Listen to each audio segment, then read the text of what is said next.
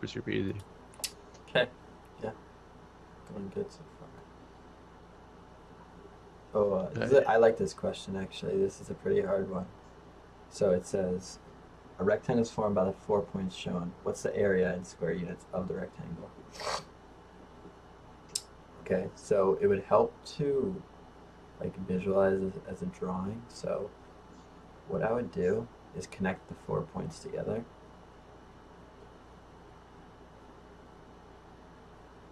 Oh wait, this one's not too bad. There was one with a triangle that was hard. But yeah, We go basically keep doing. you're just gonna add up like you're gonna find like the side lengths, both side lengths, and just multiply them together. And you might think that it's hard to find the side lengths because all the points are like diagonal from each other and they're not like stacked right on top of each other. I think we are able to use Desmos for this and just use like the distance, and then we can just put in uh 4, -1, and like 1, -5. So it tells us this right here is 5, and then let's find the distance of the Wait, other two which point is points. 4 -1? This one, right? That's -4. -4, Oh, that is -1. -4. Oh my gosh. And then this is -1. Okay, yeah, still 5 though. Okay. Okay, and then we can find the distance between this point and that point. So that's 4, 5. And what you can also do is you can use Pythagorean theorem, but it takes like as you can see, or you can basically find the slope. So like if we go, we can find like the slope of the line, but that takes a little longer than just using the. You can use it just the distance formula. It's easier. Hmm. So I would recommend that. But if you like, yeah, sorry. No, this question is a good one. Yeah, so distance formulas or the distance like function on Desmos is really helpful. And if you guys didn't know, there's also more functions that can help with geometry sometimes. So if you scroll down, there might be more geometry ones. Yeah, so there's midpoint, which could be helpful at times, or polygon, which you can use to actually show the shape on Desmos. I didn't even know that. Okay, so this is the equation for We can use a a regression circle. here. Okay,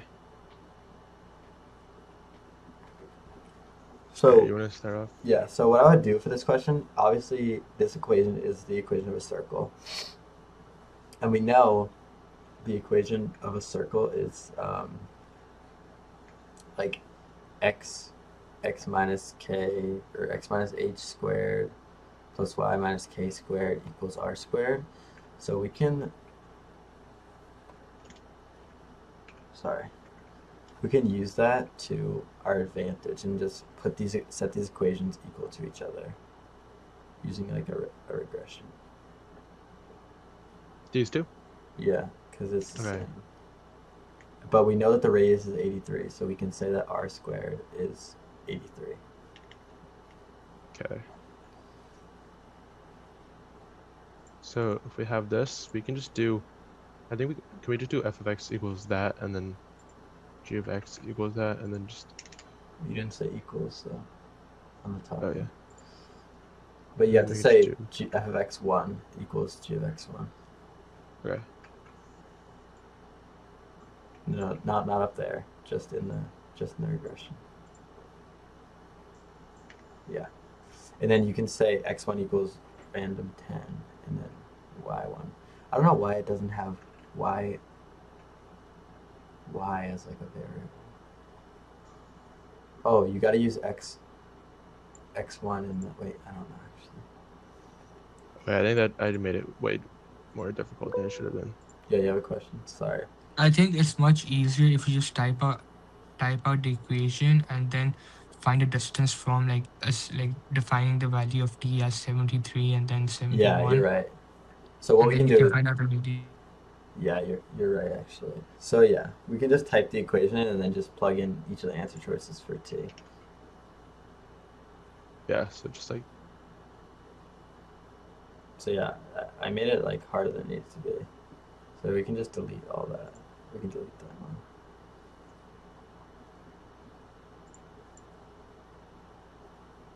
Okay. So let's put 73, 71, 37, 35. Looks like a circle to me. But what do Oh, we? but what we have to take into account is that the radius is root 83. So then the diameter would be 2 root 83. We can find the diameter by using the endpoints that Desmos gives us. Oh yeah. So we can find the distance of Yeah, or yeah. So that's the diameter. So what's 2 root 83? and they're stacked on top of them. So we can just do this. And obviously you can't copy and paste on the SAT, but we're just going to do it for the sake of time. You can copy the coordinates if you just. Yeah, Okay. you can press the button. That's helpful. So that'd be the radius of this circle. And then we can check if it's square root 83. So And not it is quite. close, but yeah. So it might be 71.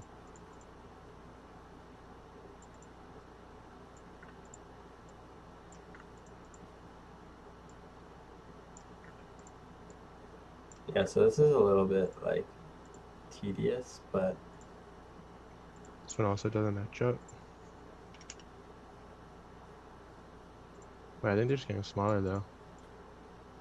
I'm getting 71 as an answer. 71? I might have just messed something up.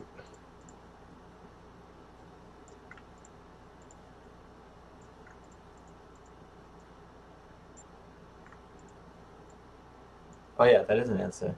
Yeah, we see it right there. Oh yeah. Yeah, I don't know why it didn't work the first time, but so yeah, 71 is our answer. So it was a good method.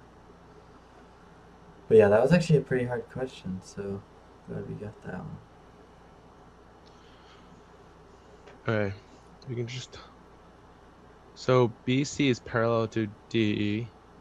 You just see that on the figure, and it says DE is 147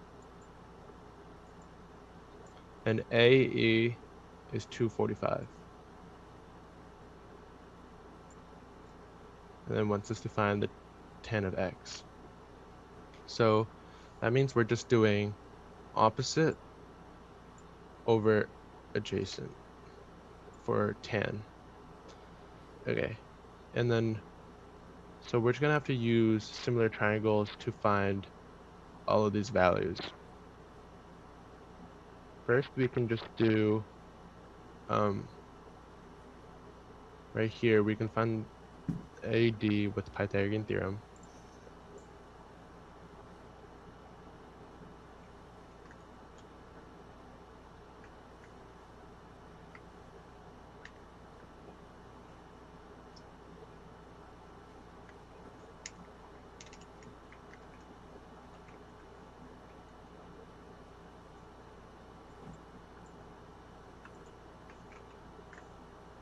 And then we get 196 right here.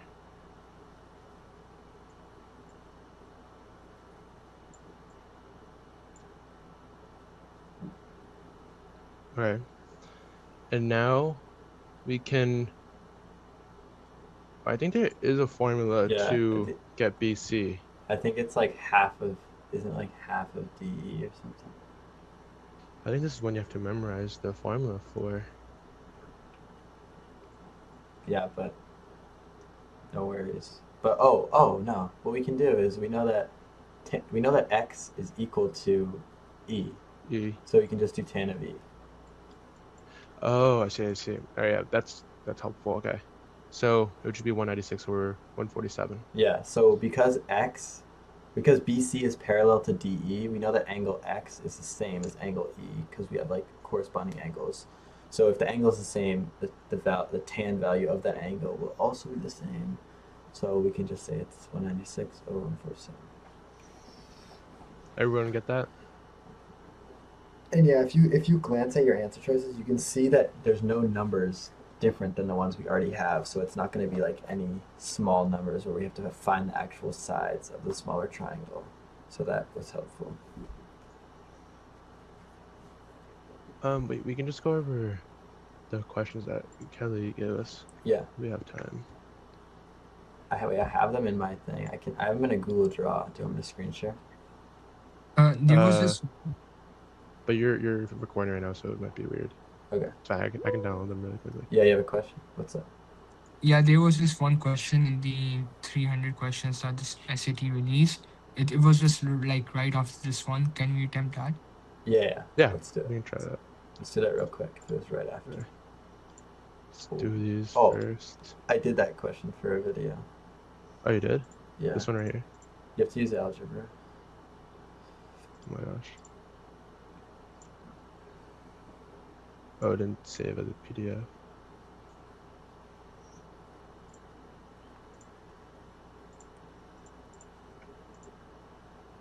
Why? That's okay. Alright, let's just do this one first. Wait, let's do the one right after the last one. Was it this one? Yeah, this one. Okay. Oh. Alright. You can do it. Okay. In the figure, AD and BC intersect at point D.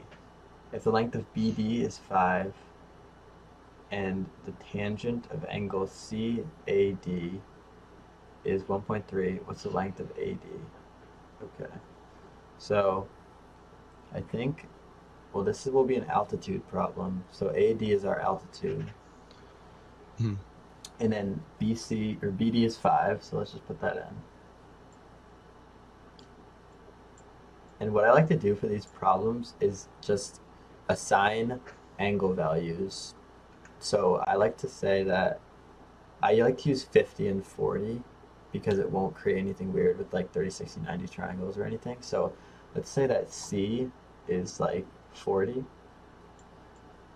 We're just going to assume this. And then we can say that CAD is like 50. And then you can fill in the rest. So that means B is 40 here. I don't know. B is 50. And yes? What does the tangent of angle CAD is 1.3 means? So we can see CAD is the angle that we assigned 50. So the tangent of that would mean the opposite over the adjacent. So it would mean DC over DA. yeah, so it would be C. CD over AD equals 1.3. So let's put 1.3 into a fraction. So just type 1.3 into Desmos. And let's change to a It fraction. should be 13 over 10. Yeah. So okay, so we have this piece of information, and then we can say AD is like what AD corresponds to BC, right? We know that because they have the same angle. So AD over BC. No. 80 wouldn't be BC because BC is the hypotenuse. But in 80 would be AC. 80 would be AC. Yeah. Okay. Oh, right. So 80. Right. It would be AD over CD, I think. Wait.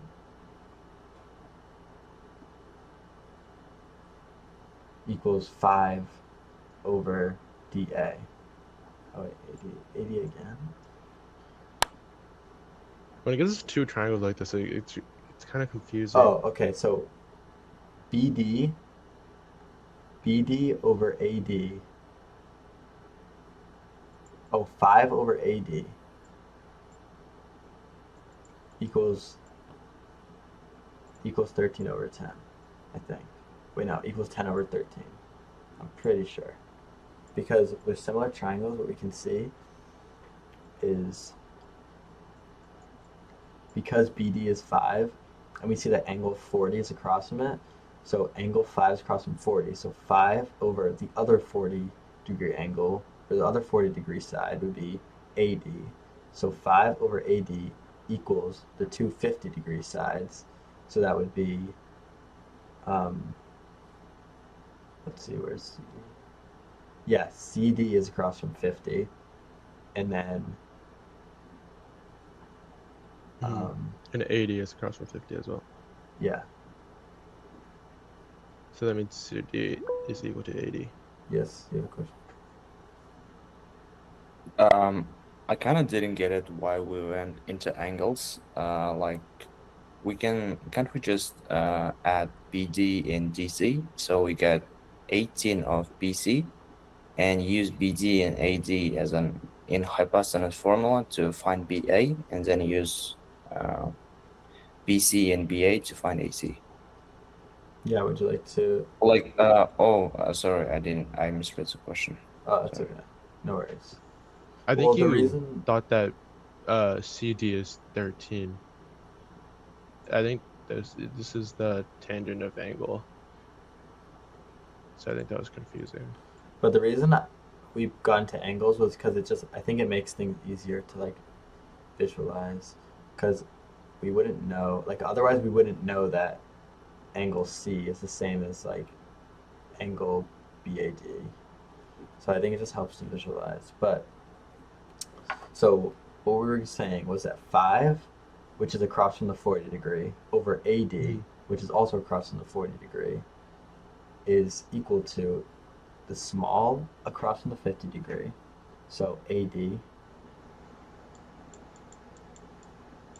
5 over AD equals, oh wait, where did I get that? Oh, because 80 is across from the 50 on both sides. Yeah, that makes sense.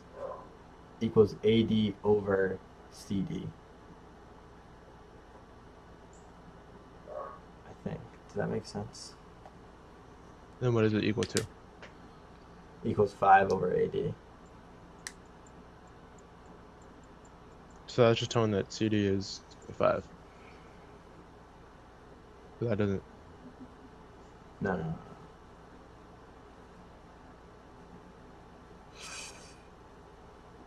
This Is is it 6.5 or what? I can't like do this without drawing it out. Let me try. Wait, here. Let's move on to another question, and we'll circle back. I'll try to do Okay. this on my paper, so it will be easier to visualize. Alright, we can do this question first. Okay. An organization determined most of its sales only occurred after at least 4 contacts. However, 44% of its salespeople gave up on a customer after the first contact didn't make a sale. Of the remaining salespeople, 40% gave up after the second contact. Finally, 41% of the salespeople who made a third contact gave up when that call did not make a sale. To the nearest percent, what percent of the original salespeople made 4 or more contacts if the first 3 contacts did not result in sales? Okay, so we can just start like this. Okay. 44% of its salespeople gave up on it after the first sale. So we can do X, and then if 44% gave up, there'd be 0.44x. But we still have 0.66x left because they're still going through. After that, 40% of this gave up after the second contact. So that means 0.6 still remains. And then it says, wait, isn't it 0.54 or 56 if it's 44%? oh yeah, sorry. Wait, yeah, 0.56. All right, if that's 0.56, that means 0.6 is left here. And then after all this, we still have 40%, 41% gave up. So that means it'd be 0.59. 59% people moved on. So now we can just find a percentage of all these together.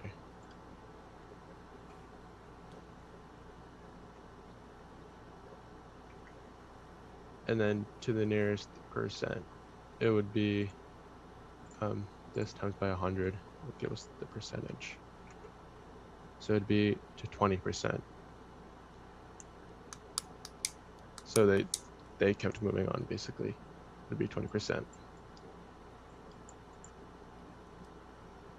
Okay, that's one of those questions, and then we can do this question if I'm able to print it.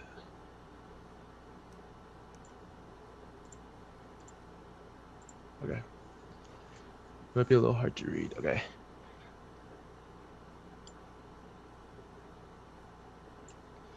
So it says the expression above can be rewritten in the form a times b square root c, where a, b, and c are positive integer constants. What is the smallest possible value of a plus b plus c? So I think that's a 5 there.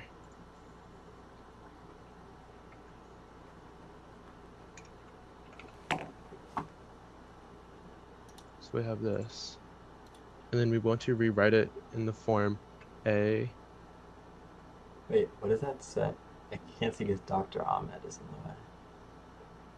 the way. Wait, this right here? Yeah. I think it says square root 48 and 5. It's easier to do this one with algebra. I did it on our video once. You have to like break down. Oh, you want to go through it? Yeah, it's hard to do without drawing though. Okay. Oh. All right, I'll just draw while you say. While you talk. So, what does that say? 48 root 5, 81? I think so, yeah.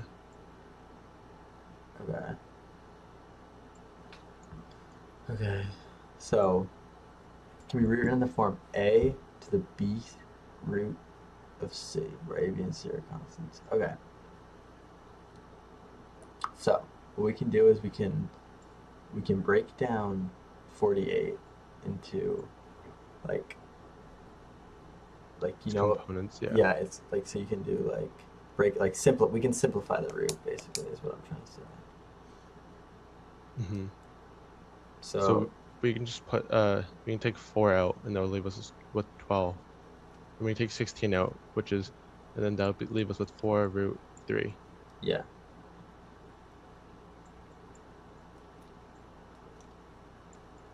Okay. 4 root 3. Okay. So, and then we can take 81, and we know that.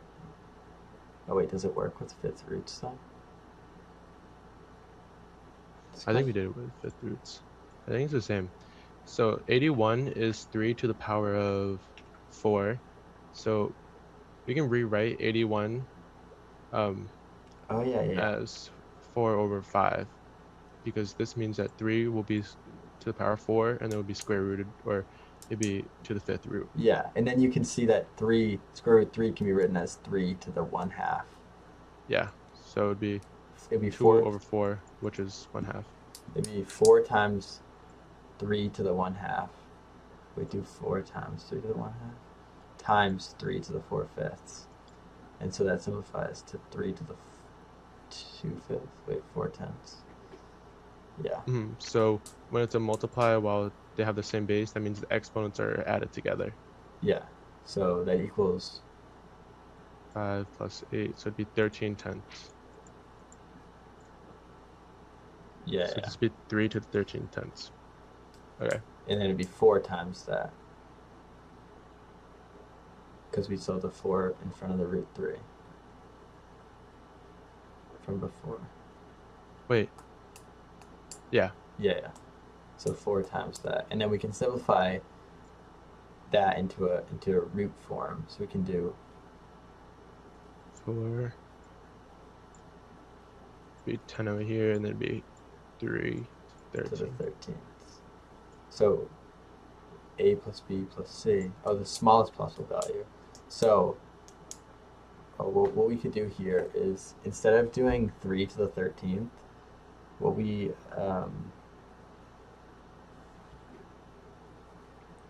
you can change that to, like, you can change it to 12 times, like, you see where it says you can do 3 to the 10th, to the 10 over 10 plus 3 to the 3 over 10. You see what I'm saying? Mm-hmm. And then you can just do 4 times 3 to make it 12, like, to make it easier. So that literally breaks up into that, and then Make sure to erase this right here.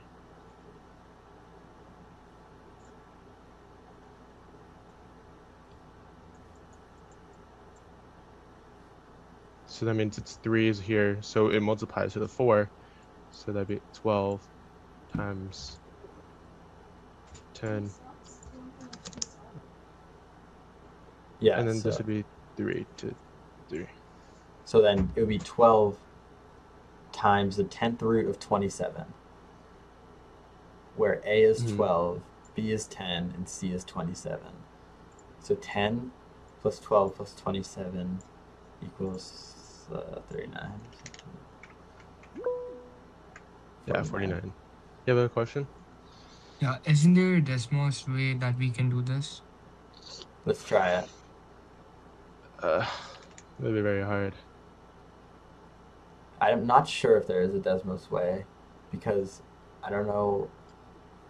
I feel like we would have rather done that, because this takes a Yeah. while, obviously. But let's see if there is. So let's do a regression. Set it equal to A to the B through B. Oh yeah, sorry. So like, in this case, it's not giving us a right answer. I think maybe if we use the brackets way. But it's hard because for this, if we do it algebraically, like these different terms are gonna like work together, and then like there's gonna be stuff that gets like transferred, so they're not gonna be staying in their own term. Yeah, Basically. because 18.68 is not the right answer. The right answer is 49, so I'm not sure if there is an actual Desmos way to do this. But if you guys find one, let us know, please, because this is like an annoyingly long question to do algebraically. Yeah, I think it would be hard to do with Desmos. But yeah, I figured out the triangle question. Okay, I'll go back. It was just hard without like drawing it. But yeah, so just erase all the writing, but not on the triangle. Yeah. So what we're gonna do first is we know that tan of CAD, so tan of that big 50, we're gonna call it the big 50 because it's the bigger triangle. So tangent of the big 50 is CD.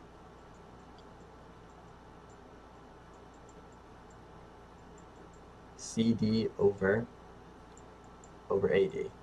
And we know CD over AD equals 13 over 10 because it equals 1.3. So we'll keep that in our mind. So we know right now our ratio is big triangle over small triangle. So we'll do the same thing for the 40s. So the big triangle angle 40 is AD. So we'll do AD over the small triangle angle 40, which is 5, is equal, we know that's equal to CD over AD, which is equal to 13 over 10. So we can see it's just multiplied by 2 factors, so then AD is just 6.5, which I think someone said earlier, so whoever said that, you were right. And the answer is 6.5. Yeah, perfect. So yeah, that was, sorry, we made that harder than it needs to be, but yeah. But Ibrahim, was that you who said 6.5? No, I just asked a question. Oh, okay. Yes, actual. Oh, it was you? No, just saying. Oh, do you want Congrats. to talk about how you did it? Did you do it a different way? Basically, you like spoon feed it to me when you wrote AD divided by 5 equals 13 divided by 10. Oh. And that's kind Oh, okay. Like, So I we remember. basically had it out. Yeah, we had it. It was just, we did something confusing, and I couldn't like visualize it without actually writing it out. But yeah. Is there a way that we can do it without assigning angles like 40, 50? Yeah, you can do it. It's just I think I like to do that to make it like the question assumes that we know that angle C and then angle BAD, like it assumes that we know those are the same angle, but like if you write it in, it like I think it just makes it easier to like visualize that they're the same And like angle. when do we not use assumptions, for example, like making angle A, C, D, 40, or any number. Like, I would only do it when there's no angles like given or in the answer, like in the question. Like all as we can see, there's no angles that are in the like that we have to give for our answer, and there's no angles like already written in. So we can use assumptions there. But like if the question was asking about an angle, or if there was like an angle already written into the triangle, then I wouldn't use them. yeah. Yeah. Question. Did you use random imaginary angles as long as it's, fit into 180 angle in total? Yeah, Yeah. so the reason I did 40 and 50 is because if I did something like 60 and 30, for example, then it would do weird stuff because of 30, 60, 90 triangles. Or like if I did 45, 45, 90, it would assume that like it would be an isosceles triangle. So like the reason I did 50 and 40 is it was like just one of the things I could think of that wouldn't make it weird with like similar triangle ratios or like So like angles that doesn't make triangle have any how to say, well, like isosceles. yeah. So like you can use 10 and 80, I guess. You can use like whatever you want, but I just think 50 and 40 is like it makes sense. It's all just to see like what side corresponds to each side, so you're confused. Yeah. So we're not like actually using the angle. We're just like we just know that the sides correspond to each other.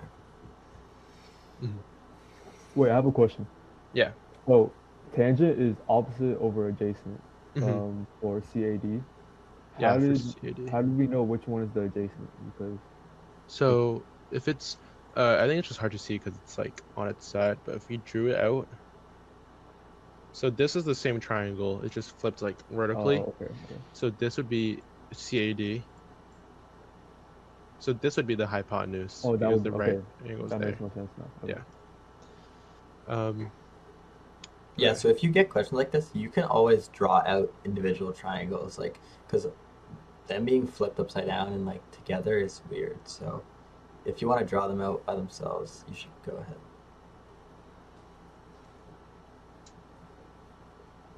Oh, we should still go over the questions that Lily, yeah, I was gonna yeah, ask you that. because she's gonna You're watch still the recording, YouTube. right? Yeah. Okay. Okay, we're gonna go over these questions. It's from TikTok. Okay. So if you want to redraw this, that'd probably be helpful. All right. Yeah.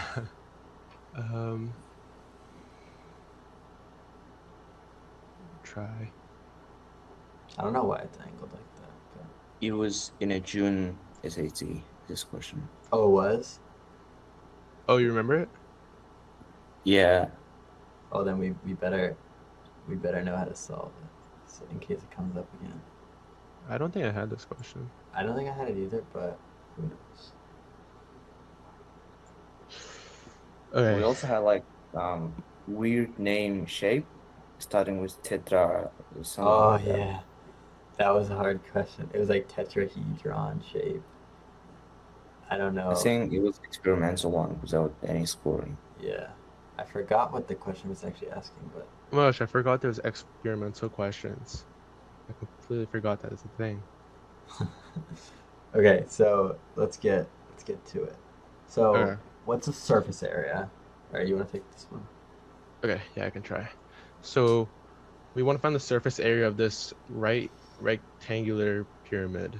So if we're looking for the surface area, that just means all the faces added to each other. Nothing like on the inside. It's not the volume. So this is pretty simple. We can just find the area on the bottom, which is 18 times 9. All right, we can set that to the side. So that means the area on the bottom is 162. Okay, now we just want to find the sides, the area for each face. So for this longer one, since 18 and 12, we can just do Wait, it's not 12 though. Wouldn't it yeah. be We're the doing slant? Pythagorean theorem to find the slant. Yeah. Yeah. So let's go into depth a little more about why it's slant height, because that confuses me. It's slant height because the face is slanted, so you don't want to find like if you just do the triangle with the height and the length, it's gonna be it's just not gonna be right because you're technically just finding like the whole like volume. Yeah, So because you want to use the slant height. because the triangle is like slanted, the height of that triangle is gonna be the slant height. Like that's the key that Desmos is, or that the College Board is trying to get you. So like you gotta know that it's the slant height and not the real height. Okay. I'm using. Oh, it didn't even give me a good number. Okay. So it'd be 468 squared, or 1/2. Shouldn't we use 9 instead of 18? Like 18 Yeah. divided by 2. Yeah, exactly. We should. Uh, Because with Pythagorean theorem, we're not using the whole 18. We're just using half of it because, like, the height only goes to the center of the square base. You see what I'm saying? mm-hmm. So to find like the side where 18 is on, we'd have to use like. Oh yeah. So it'd just be. That. Oh, so it's this is an 15. easier number. So it's just 15. But Okay. but it's not a Yeah, square. that's a slant height of the 15 right here. Yeah. Okay, so we have 15, and then we have this bottom part down here, which is 9. So, oh, we don't even need that actually. We can just go 9 times 15 divided by 2. Yeah, but we don't even have to divide by 2 because we know there's an identical face on the other side. Mm-hmm. Yeah. So we would multiply it by 2 since there's 2 of these sides. So we have 135. And then next, all we need to find is the two sides facing us. Yeah. And then so that means this right here is 4.5.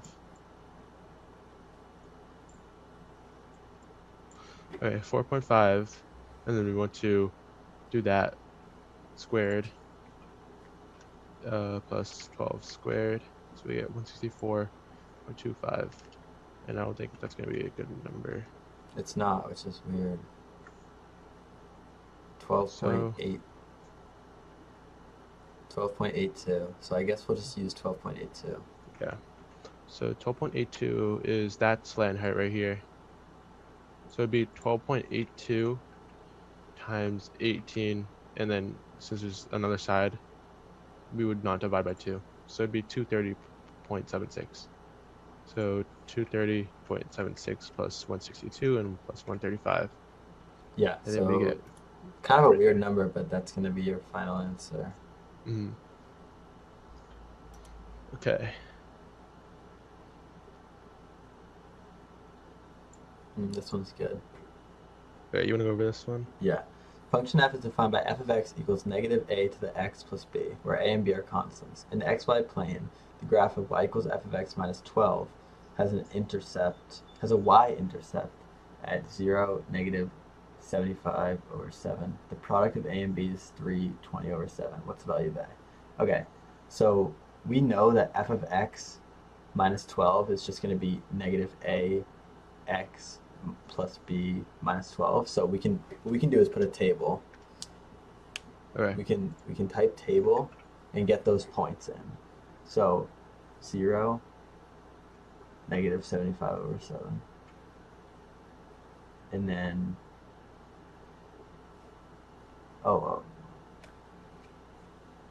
well, actually what we can do is, because we don't have multiple points, I guess we wouldn't use the table. So you can just, we know that f of x equals negative 75 points over 7 when x is 0.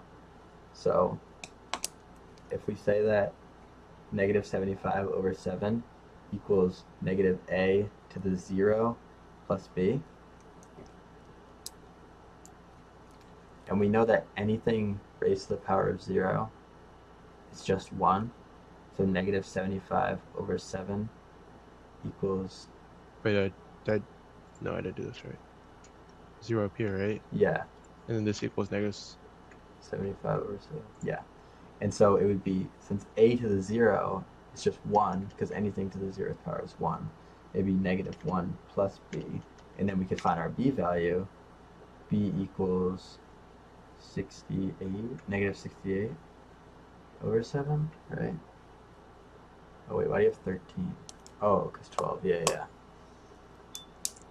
So it'd be 13 times 7. 91. Wait, what? How are you getting 13? So it'd be 16 over 7, right? Oh yeah. You can also just do -75 over 7 plus 13 and then just fraction button. Oh, But yeah, so basically we know that b is 16 over 7. So if b is 16 over 7 and the product of a and b is 320 over 7, we can just find a using regression. So yeah, we're going to replace that with tilde, and then we see that a equals 20. So kind of a difficult question, actually, because what you just have to realize is that anything raised to the power of 0 is 1. So like that's the key detail there.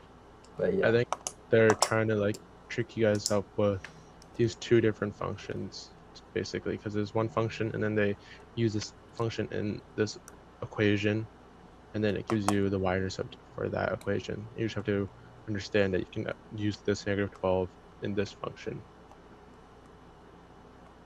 Okay, the next question.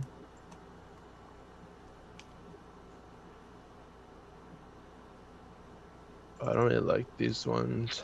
Okay. In this given system of equations, p is a constant. If the system has no solution, what is the value of p? So yeah, Okay, so basically. these two. I'll just type them into Desmos first.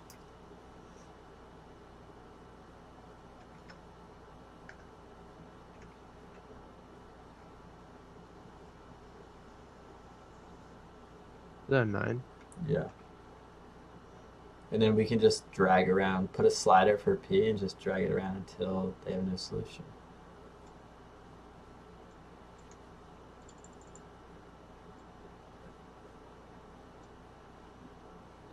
So it's a little annoying because you have to. Yeah, you just go until there's no intersection, which I think is that. Yeah. So then your p-value would be 6. So yeah, Mhm. just drag the slider around and easy. Okay. Oh, this one's a good one. Oh, we've done this one before. Yeah, we have. It's a pretty easy one. Okay, this one's easy. We will just put this equation straight into Desmos. And now that we have these points, these are the points, and they're just like immediately stacked on top of each other. If we add them together, we will find the diameter, and then divide that by 2 is the radius. So 9.5 plus 10.5 is 20, so that means the radius is 10. So yeah, 10 is just going to be your final answer. All right. Oh yeah, we did this one too. Okay. Oh, okay. In the xy plane, a parabola has a vertex 9, -14, and it intersects the x-axis at 2 points. If the equation of the parabola is written in the form y equals ax squared plus bx plus c, where a, b, and c are constants, which of the following could be the value of a plus b plus c? Okay, you can explain this one. I think you remember. Okay, so what I'm going to use here is vertex form, which is y equals a x minus h squared plus k, where h and k is the coordinates of the vertex. So we can say y equals a parentheses x minus 9 squared plus 14, or minus 14, sorry. And then we say that because it's -14, the vertex is going to be below the x-axis. And the next line says intersects the x-axis at 2 points. So that means a is going to have to be positive, because a determines whether your graph opens up or down. So we can just set a equal to like something positive, like 2 or something. So there we can see a rough like estimate of what our graph looks like. So the next insight that we see is that what we're looking for is a plus b plus c. And y equals ax plus ax squared plus bx plus c will equal abc when x equals 1. If you guys see what I'm saying, like if we plug in 1 for x, y will just equal a plus b plus c. So when x equals 1, just type in x equals 1. That's like a different line. And then change the a so it looks like it intersects. Like make it higher. Yeah, yeah. For example, when x equals 1, a plus b plus c will never go below negative 14. Because that's our minimum value, no matter what x value you put, it will never go below that. So surely when x equals 1, it's not going to go below negative 14. And we only have one answer that's below negative 14, and above negative 14, and it's negative 12. And even it still couldn't be negative 14 because x would have to be 9, and we're saying that x is equal to 1. So the only option that it could be is negative 12. So that's going to be our final answer. And if you're totally lost on a type of question like this, it's usually going to be the biggest number or the smallest number. So you can just take a guess, 50-50, at which one it is. But I wouldn't guess something in the middle. But yeah. That's probably the hardest question on a practice test. It's like really hard for no reason. All right, there's no other questions. So do you guys have any other questions specifically that you want to go over? Anything from practice test 6 or any just like general questions you might be wondering? Not like just like the SAT problem related. Can I screenshot that question to go over in the morning, like with the vertex? Wait, I don't really understand your question. Could you repeat that again? Can I screenshot that question, like with the vertex problem? Oh, with the vertex, yeah. Yeah.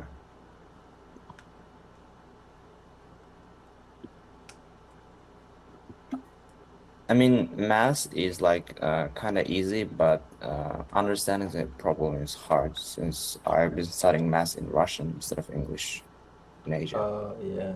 Okay. That's right. So like with all like the big word problems, like if you saw, I think it was this one here, would this be like kind of confusing to you since it's like since you've been studying Russian, would it be like kind of hard to like comprehend? It would be much shorter. Oh, Yeah, it'd be if we shorter. translate to Russian. I don't know why in English it's so long. Yeah, I don't know.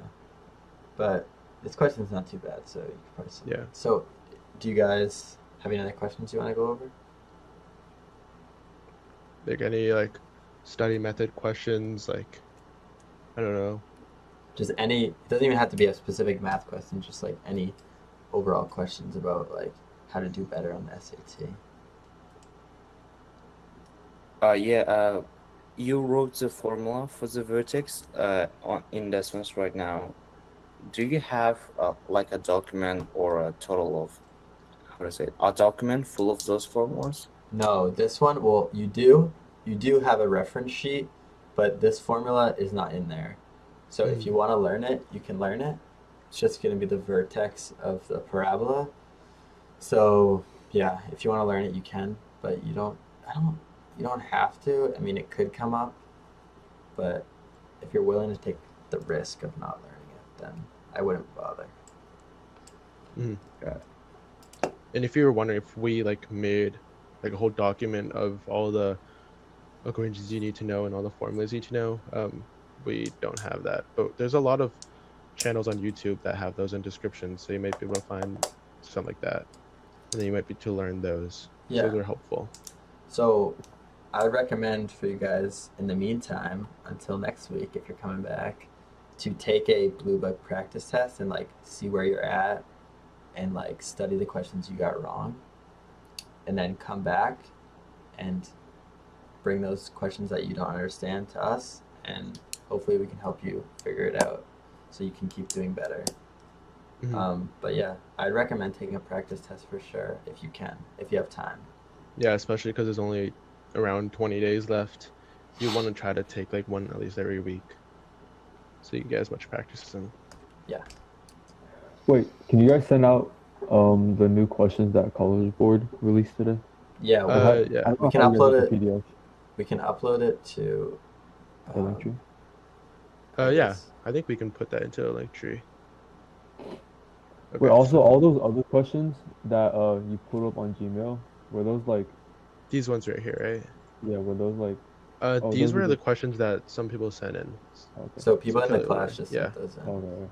So if you want to send them in, go ahead and we can do them before next class. But I think it was yeah, this it's one right this one. here. So I can just download that and then put that on the Linktree. So yeah, So we'll put we'll on the update link tree. Linktree. So check it.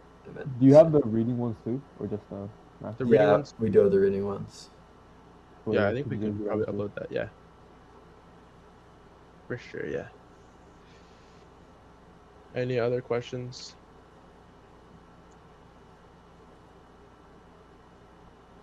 Okay.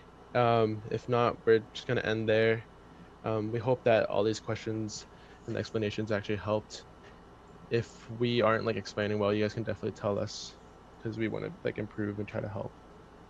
But if not, we hope to see you guys next week at the next class. Yeah. So thanks for coming, guys. Thank you, everybody. Bye bye. Thank you.